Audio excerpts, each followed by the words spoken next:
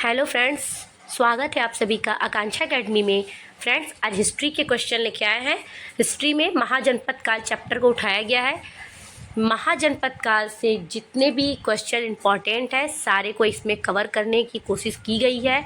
अभी तक जितने कंपटीशन में जनपद काल से क्वेश्चन पूछे गए सबको यहाँ पे लाया जा रहा है और सब रिवीजन कर लीजिए और इसे एक बार नोट भी कर लीजिए। और ऐसे ही क्वेश्चन, लगभग यही क्वेश्चन आपके एग्ज़ाम में दोबारा आ सकते हैं। आरआरबी एनटीपीसी हो चाहे एसएससी हो चाहे, क्योंकि अलग से कुछ क्वेश्चन नहीं बनता है। जो इम्पोर्टेंट है वही क्वेश्चन एग्जाम में पूछे जाते हैं। तो इस तरह चैप्टर वाइज कोई नहीं लाएगा। ये मैंने चैप्टर लाया है। इसके पहले वैदिक काल था, उसके बाद आपका प्राचीन इतिहास में आपका हड़प्पा सभ्यता था। ये महाजनपद काल है। तो ज़्यादा लेट नहीं करते हैं, महाजनपद काल से क्वेश्चन स्टार्ट करते हैं। पहला क्वेश्चन है, निम्नलिखित में से किसे सेनिया मतलब नियमित और अस्थायी सेना रखने वाला कहा जाता था? ए बिंबिसार, बी अजातशत्रु, सी उदयन, डी शिशुनाग। तो इसमें आंसर आपका होगा बिंबिसार। बिंबिसार को सेनिया कहा जाता था। हर्यक वंश के किस शासन को कुड़िक कहा जाता था? ए उदयन, बी अजातशत्रु, सी बिंबिसार, डी इनमें से कोई नहीं। तो हर्यक वंश का कौन शासन था जिसे कुड़िक कहा जाता था? तो answer B is correct. Ajatashatru को कुड़िक कहा जाता। किस वंश का था? हर्यक वंश का था। तीसरा क्वेश्चन, निम्नलिखित में से मगध का कौन सा राजा सिकंदर महान के समकालीन? समकालीन के मतलब होता है कि सिकंदर जिस समय था तो वो भी मगध पे राज्य कर रहा था। तो चंद्रगुप्त मौर्य थे, महापद्मनंद, घनानंद या सुकल्प। तो मगध का राजा उस समय कौन था जब सिकंदर महान आया था? तो वो आपका थे घनानंद। Answer C. ठीक, घनानंद को ही हराकर चंद्रगुप्त मौर्य ने मौर्य काल की शुरुआत की थी। चौथा क्वेश्चन, निम्न में से कौन सा एक सिकंदर के आक्रमण का प्रभाव नहीं था? इस आक्रमण ने भारत और यूनान के बीच प्रत्यक्ष संपर्क स्थापित करवाया। प्रभाव नहीं था बताना है। इस आक्रमण ने पश्चिमोत्तर भारत में यूनानी की स्थापना का मार्ग प्रशस्त किया। सिकंदर अनेक उपनिवेशों की स्थापना के लिए उत्तरदायी था। उसने भारत को यूनान की रियासत बनाया। तो ये आपका जो उसका प्रभाव था, इसमें से ए तो था भारत और यूनान के बीच प्रत्यक्ष संपर्क स्थापित किया, बी भी था यूनानियों के लिए स्थापना मार्ग प्रशस्त किया। सिकंदर अनेक उपनिवेश, जितना जीतता गया उसको उपनिवेश बोलते हैं, मगर उसने भारत को यूनान का रियासत बनाया, ये गलत है। Answer D is correct. किस शासक ने गंगा एवं सोन नदियों के संगम पर पाटलिपुत्र नामक नगर की स्थापना की? बहुत इंपॉर्टेंट है। ए उदयन, बी अशोक, सी घनानंद, अजातशत्रु। तो पाटलिपुत्र मतलब पटना का नाम था और इसका स्थापना कौन किया था? तो उदयन ने किया था। Option A is correct. प्रथम मगध साम्राज्य का उत्कर्ष किस सदी में हुआ? चौथी सदी ईसा पूर्व, छठी सदी ईसा पूर्व, दूसरी सदी ईसा पूर्व, पहली सदी ईसा पूर्व। तो जो मगध साम्राज्य का उत्कर्ष कब स्टार्ट हुआ था? छठी सदी में स्टार्ट हुआ था। सातवां क्वेश्चन, निम्नलिखित में से किस राज्य में गणतंत्रात्मक शासन व्यवस्था नहीं थी?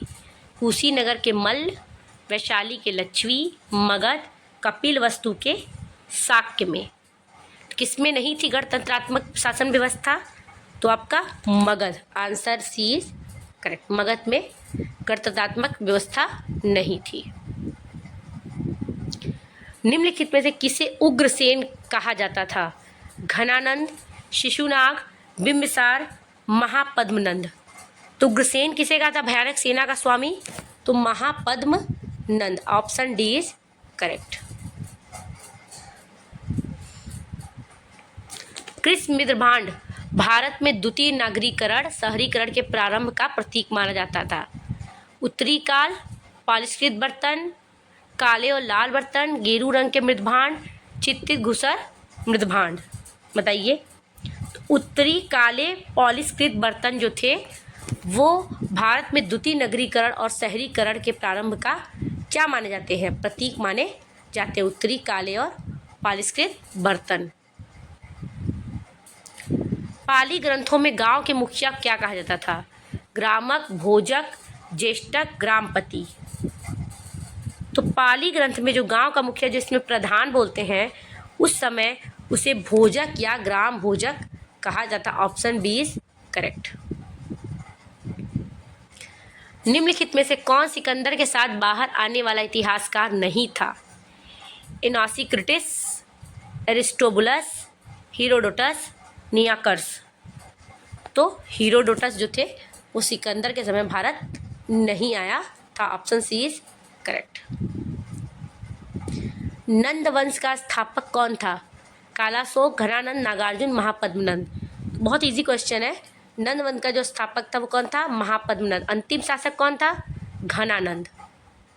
इसी को हराकर क्या चंद्रगुप्त मौर्य ने मौर्य वंश का स्थापना किया।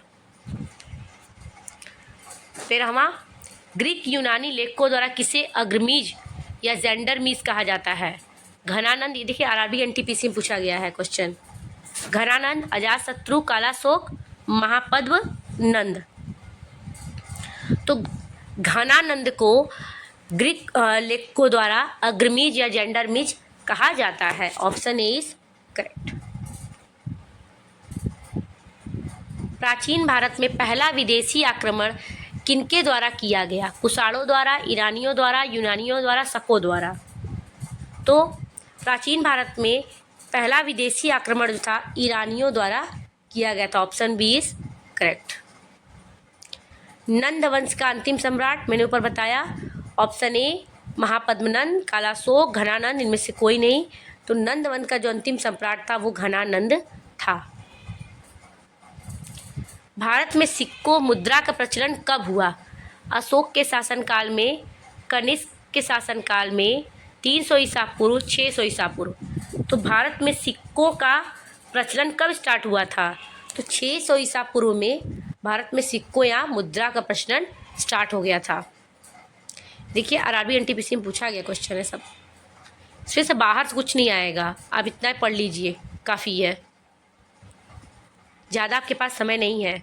मगध के किस प्रारंभिक शासक ने राज्यारोहण के लिए अपने पिता की हत्या की, इसी कारण उसने अपने पुत्र द्वारा मारा गया, बताइए। अजातशत्रु, उदयीन, नागदर्शक, बिंबिसार। तो ऑप्शन होगा आपका अजातशत्रु। इसने अपने पिता को मारा, बिंबिसार को, उसके बाद इसके पुत्र ने इसे मार दिया। जैसी करनी ऐसी भरनी, ठीक है। तो अजातशत्रु ने अपने पिता को मार दिया था राज्यारोहण के लिए। ईरान के खमनी वंश के किस शासक ने भारतीय भूभाग को जीतने के बाद उसे फारस साम्राज्य का 20वां प्रांत बनाया, साइरस, डेरियस, जेरियस और आपका डेरियस फिर लिखा हुआ है, तो ऑप्शन बताइए।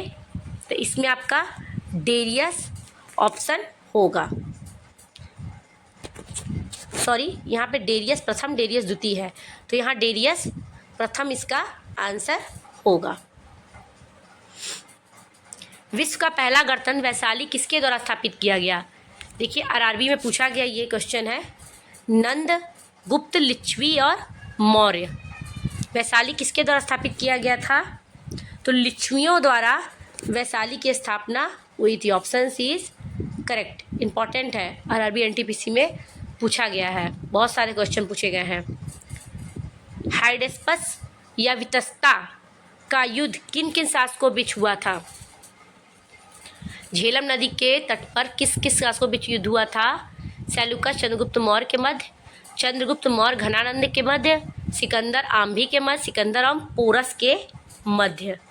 तो पोरस के मध्य, सिकंदर और पोरस के मध्य जो थी वह झेलम नदी के तट पर युद्ध हुआ था। झेलम को हम वितस्ता भी कहते हैं, प्राचीन काल में उसे वितस्ता नाम दिया गया था।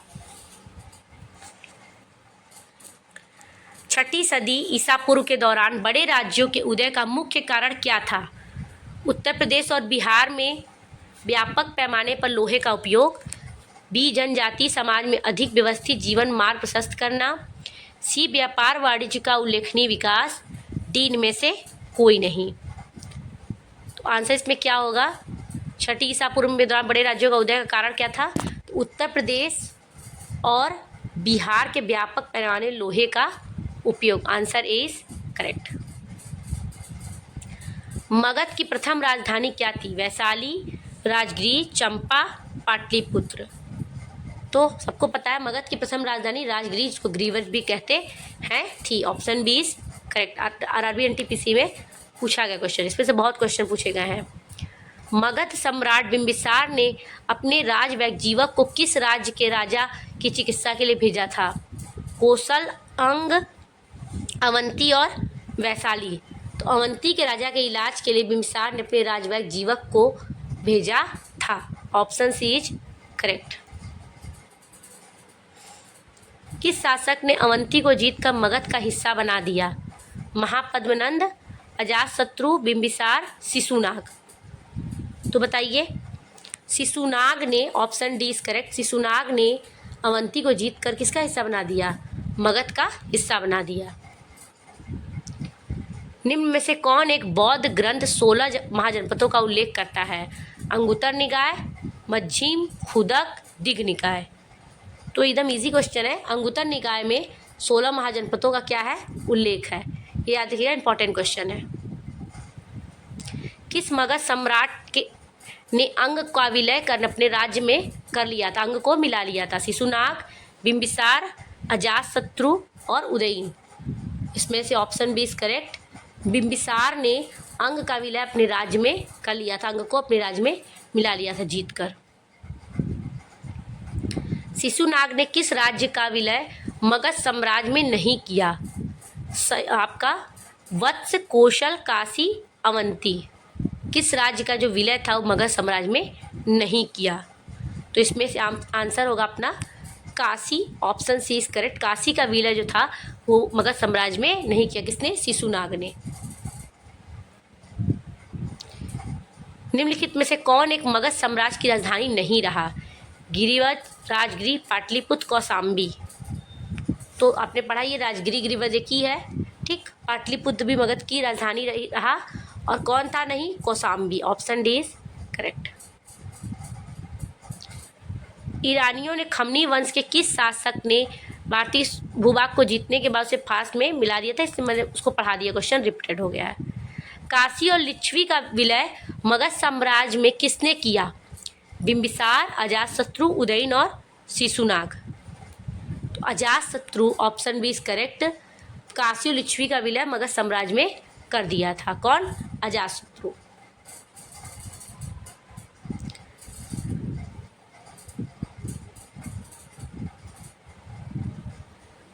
तीन 323 ईसा पूर्व में सिकंदर महान की मृत्यु हुई थी। कहाँ पे? मिसोडोनिया, तक्षशिला, फारस और बेबीलोन में।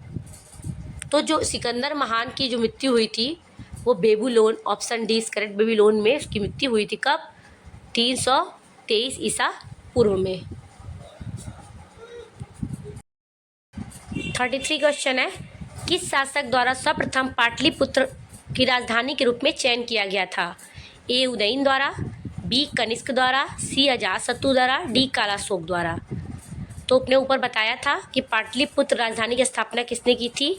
तो उदयन ने की थी। Option A is correct. Next है क्वेश्चन, सिकंदर के आक्रमण के समय उत्तर भारत पर निम्नलिखित में से किस राजवंश का शासक था? तो मैंने बताया था सिकंदर महान के समय कौन सा शासक था? घनानंद था। घनानंद किस वंश का शासक था? तो नंद वंश का शासक था। उसके बाद मौर्य वंश आया था। तो घनानंद अंतिम शासक था नंद वंश का, उसका ही शासन था। तो उस समय नंद वंश का शासन था जब सिकंदर महान आया था। 16 महाजनपदों की सूची उपलब्ध है। संयुक्त निकाय में, महाभारत में, अंगुत्तर निकाय, छंदोग्य निकाय। तो जो 16 महाजनपद है उनकी जो सूची है वो अंगुत्तर निकाय में उसका वर्णन मिलता है। निम्नलिखित में से कौन सा एक ईसा पूर्व 6ठी शताब्दी का प्रारंभ में भारत का सबसे सर्वाधिक शक्तिशाली नगर था? गंधार, कंबोज, काशी, मगध। आपने सुना होगा सबसे शक्तिशाली कोई राज्य था तो वह मगध राज्य था। Option D is correct. अभिलेखीय साक्ष्य से प्रकट होता है कि नंद राजा के आदेश से एक नहर खोदी गई थी। कहाँ? कलिंग में, मगध में, अंग में, बंग में। तो नंद राजा के आदेश से जहाँ नगर खोदी गई थी उस जगह का नाम था आपका Kalinga. Option A is correct. पहला ईरानी शासक जिसने भारत के कुछ भाग को अपने अधीन किया। कोम्बेसिस, डेरियस, जर्सिस, साइरस।